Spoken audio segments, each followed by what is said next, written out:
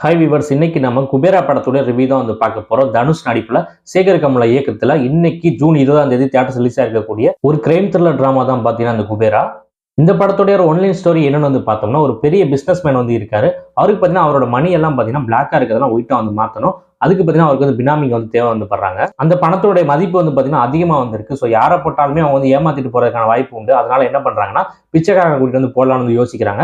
ஏன்னா பிச்சைக்காரங்க பார்த்தீங்கன்னா எழுத படிக்க தெரியாது, எதுவுமே வந்து தெரியாது. ஸோ அவ்வளோ சீக்கிரம் அவங்க பணத்தெல்லாம் சுருட்டிட்டு வந்து ஓடிட வந்து மாட்டாங்க. ஸோ அதனால பிச்சைக்காரங்களை கூட்டிட்டு வந்துட்டு பினாமி வந்து போகலாம் சொல்லிட்டு 4 பிச்சைக்காரங்களை பார்த்தீங்கன்னா கூட்டிட்டு வந்து வராங்க. அதுல ஒருத்தர் தான் பார்த்தீங்கன்னா நம்ம தனுஷ். இந்த 4 பேரை கூட்டிட்டு வந்து அவங்களோட பிளாக் பண்ணி எல்லாம் ஒயிட் ஆகிறதுக்கு பார்த்தீங்கன்னா ட்ரை வந்து பண்றாங்க. அதுக்கப்புறம் என்னெல்லாம் ஆச்சு அதான் பார்த்தீங்கன்னா இந்த குபேரா படத்துடைய மிச்ச ஸ்டோரி. இந்த ஒரு ஒன்லைன் வந்து எடுத்துக்கிட்டு சேகர் கமலா வந்து பார்த்தீங்கன்னா சூப்பரா ஸ்கிரீன் பிளே பண்ணி செம்மையான ஒரு படத்தை வந்து கொடுத்துருக்காருன்னு தான் சொல்லணும். கிட்டத்தட்ட இந்த படத்தோட ரன் டைம்ங்கிறது 3 மணி நேரம் 2 நிமிஷம் வந்து இருக்கு. ஆனா பாத்தீங்கன்னா எங்கேயுமே பாத்தீங்கன்னா பெருசா நமக்கு வந்து போர் அடிக்கல, லேக்கே வந்து இல்ல படத்துல. ஸ்கிரீன் பிளே பாத்தீங்கன்னா அவ்வளவு எங்கேஜிங்கா வந்து இருக்கு. இந்த ஸ்டோரியோட நரேஷன்ங்கிறது பாத்தீங்கன்னா அவ்வளவு சூப்பரா வந்து இருந்துச்சு. எங்கேயுமே பாத்தீங்கன்னா போர் அடிக்கல, நல்லா என்ஜாய் பண்ணி வந்து படத்தை வந்து பார்க்க வந்து முடியுது. எந்தவித மாஸ் எலிமெண்ட்ஸும் இல்ல, எந்தவித ஹை மூமெண்ட்ஸும் இந்த படத்துல இல்ல. அப்படி இருந்துமே பாத்தீங்கன்னா இந்த படம் வந்து நம்ம ரசிக்க வந்து வைக்குது.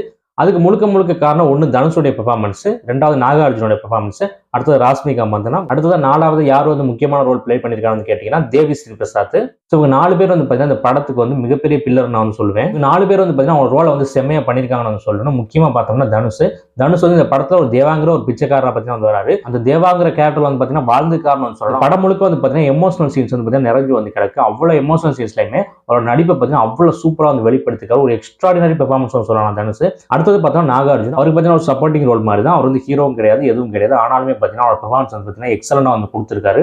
அடுத்ததா பார்த்தோம்னா ராஷ்மிகா மந்தனா. அவங்க வரதே பார்த்தீங்கன்னா படத்துல இன்ட்ரோ பிளாக் கிட்ட தான் பார்த்தீங்கன்னா வராங்க. படம் ஆரம்பிச்சு 1.5 மணி நேரத்துக்கு அப்புறம் தான் பார்த்தீங்கன்னா ராஷ்மிகா மந்தனா வந்து வராங்க. ஆனா அவங்க வந்ததுக்கு அப்புறம் பார்த்தீங்கன்னா படம் வந்து இன்னுமே வந்து சூப்பரா இருக்கு சொல்லலாம். ராஷ்மிகாவும் தனுஷ் இருக்கக்கூடிய போஸ்டர்ஸ் வந்து பார்த்தீங்கன்னா படத்துல அவ்வளவு சூப்பரா வந்து இருந்துச்சு. ராஷ்மிகாவும் பார்த்தீங்கன்னா அவங்களோட பெர்ஃபார்மன்ஸ் வந்து சூப்பரா வந்து கொடுத்துருந்தாங்கன்னு சொல்லணும். லாஸ்டா பார்த்தோம்னா தேவி ஸ்ரீ பிரசாத். படத்துல எல்லா இடத்துலயும் பார்த்தீங்கன்னா தேவி ஸ்ரீ பிரசாத் வந்து அவரோட பெஸ்ட் ஒர்க்கை வந்து கொடுத்துருக்காருன்னு சொல்லணும். அவ்வளவு சூப்பரா வந்து போட்டிருக்காரு மியூசிக். வில்லன் பார்த்தீங்கன்னா வழக்கமா சினிமாக்களை வரக்கூடிய அதே கார்பரேட் வில்லன் தான். ஆனா இந்த படத்துல அவர் வந்து பார்த்தீங்கன்னா ஓரளவு நல்லா வந்து நடிச்சிருந்தாரு. ரொம்ப வீக்காலாம் பார்த்தீங்கன்னா வந்து இல்ல, நல்லாவே வந்து பெர்ஃபார்மன்ஸ் வந்து கொடுத்திருந்தாரு. படத்துடைய ஃபர்ஸ்ட் ஹாஃப் வந்து பார்த்தீங்கன்னா கிட்டத்தட்ட 1.5 மணி நேரம் வந்து ஓடுது. செகண்ட் ஹாஃப் வந்து ஒரு 1.5 மணி நேரம் வந்து ஓடுது. ஃபர்ஸ்ட் ஹாஃப்ல பார்த்தீங்கன்னா எந்த விதமான லேகும் வந்து இல்ல, நல்லாவே வந்து போச்சு. ஆனா செகண்ட் ஹாஃப்ல பார்த்தீங்கன்னா லிட்டில் பிட் லேக் வந்து இருந்துச்சு. அது வந்து இல்லைன்னு வந்து சொல்லவே வந்து முடியாது. டெக்னிக்கலா பாக்குறப்ப படம் வந்து பிரில்லியண்டா வந்து இருக்கு. நல்ல பட்ஜெட் போட்டு வந்து எடுத்திருக்காங்க. அதெல்லாம் பாத்தீங்கன்னா எதுவுமே பாத்தீங்கன்னா குறை சொல்ற மாதிரி வந்து இல்ல. சினிமாட்டோகிராஃபியா இருக்கட்டும், ஆர்ட் ஒர்க்கா இருக்கட்டும், எல்லாமே பாத்தீங்கன்னா நல்லா வந்து இருந்துச்சு. பெருசா அந்த படத்துல பாத்தீங்கன்னா மாஸ் சீன்ஸோ ஸ்டன்ட் சீக்வன்ஸோ பாத்தீங்கன்னா அதெல்லாம் வந்து எதுவுமே வந்து கிடையாது. படம் வந்து பாத்தீங்கன்னா நல்ல கிளாஸா வந்து இருக்கு. படத்துல எமோஷனல் சீன்ஸ் வந்து எல்லாமே வந்து கனெக்ட் ஆயிருக்கு. படம் ஆரம்பிச்சு ஃபர்ஸ்ட் ஹாஃப்லயே பாத்தீங்கன்னா எமோஷனல் சீன்ஸ் வந்து நிறைய வந்து வச்சிருக்காங்க. அது எல்லாமே பாத்தீங்கன்னா கனெக்ட் ஆயிருந்துச்சு. இந்த படத்துல ஹியூமர்ஸ் தான் இருக்கும்னு நான் நினைச்சு கூட பார்க்கலாம். ஆனா படம் ஃபுல்லா பாத்தீங்கன்னா ஹியூமர்ஸ் வந்து இருக்கு. டில் கிளைமேக்ஸ் வரைக்குமே. கிளைமேக்ஸ் வரைக்கும் பாத்தீங்கன்னா அந்த ஹியூமர்ஸ் வந்து தியேட்டர்ல வந்து நல்லாவே வந்து ஒர்க் ஆயிருக்கு. ஏகப்பட்ட இடத்துல வந்து பாத்தீங்கன்னா காமெடி வந்து ஒர்க் ஆயிருந்துச்சு. கிளைமேக்ஸ் மட்டும் இன்னும் வேற மாதிரி நல்லா வந்து எடுத்துக்கலாம் தோணுச்சு. இன்னும் வந்து டீட்டெயிலா வந்து சொல்லியிருக்கலாம். ஏன்னு கேட்டீங்கன்னா இந்த படத்தோட ரன் டைம் வந்து 3 மணி நேரம் 2 நிமிஷம். அதனால பாத்தீங்கன்னா லாஸ்ட் ஒரு 15 நிமிஷம் பாத்தீங்கன்னா சொதப்பிட்டாங்கன்னு தான் சொல்லணும். சொதப்பிட்டாங்கன்னா ரொம்ப சொதப்பிட்டாங்கன்னு சொல்ல முடியாது. ஒரு சில விஷயங்கள் பாத்தீங்கன்னா சொதப்பிட்டாங்க. அதாவது ரன் டைம் வந்து அதிகங்கிறனால ப்ரீ கிளைமேக்ஸ் வரக்கூடிய ஒரு சீக்வன்ஸ், ஸ்டன் சீக்வன்ஸ் அது வந்து பாத்தீங்கன்னா 2x பாக்குற மாதிரி தான் நமக்கு வந்து இருந்துச்சு. அவ்வளவு ஸ்பீடா வந்து எடிட் பண்ணிருக்காங்க. நிறைய பாத்தீங்கன்னா கிளைமேக்ஸ் ப்ரீ கிளைமேக்ஸ் வந்து கட்டிங் போட்டிருப்பாங்க போல. அது வந்து படம் பாக்குறப்ப நல்லாவே வந்து தெரிஞ்சிச்சு.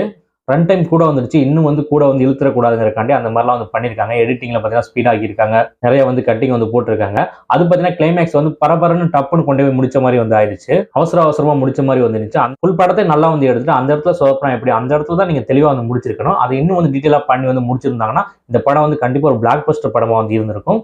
பிளாக் பஸ்டரா வந்திருக்கக்கூடிய படம் வந்து அங்கே கொஞ்சம் மிஸ் ஆனதுனால பார்த்தீங்கன்னா சூப்பர் ஹிட் தான் வாய்ப்பு இருக்கு. எல்லாமே நல்லா பண்ணிட்டு கடைசியில பார்த்தீங்கன்னா லைட்டா சொதப்பிருக்காங்க அந்த படத்துல. அதுக்காக இது வந்து நல்லா இல்லாத படம்லாம் வந்து ஆயிடாது. கண்டிப்பா இது வந்து ஒரு தரமான படம் தான். ஒட்டுமொத்தமா பாக்குறப்ப இந்த குபேரா வந்து ஒரு தரமான கிரைம் சோசியல் டிராமா, ஒரு நல்ல என்டர்டெய்னரும் கூட. ஃபேமிலியோட போனீங்கன்னா நல்லா சிரிச்சு ரசிச்சு பார்த்து வரலாம் அந்த படத்தை. எனக்கு பாத்தீங்கன்னா இந்த குபேரா வந்து பிடிச்சிருந்துச்சு. இந்த படத்துக்கு என்னோட ரேட்டிங் வந்து 5க்கு 3.5. ஒரு ஒர்த்து வாட்சபிளான மூவி தான் பாத்தீங்கன்னா இந்த குபேரா. தொடர்ந்து சினிமா ரிவ்யூஸ் பாக்குறதுக்கு, சினிமா சம்பந்தமான சுவாரஸ்யமான வீடியோஸ் வந்து பாக்குறதுக்கு மறந்துடாம நம்ம சேனல் வந்து சப்ஸ்கிரைப் பண்ணி வச்சுக்கோங்க.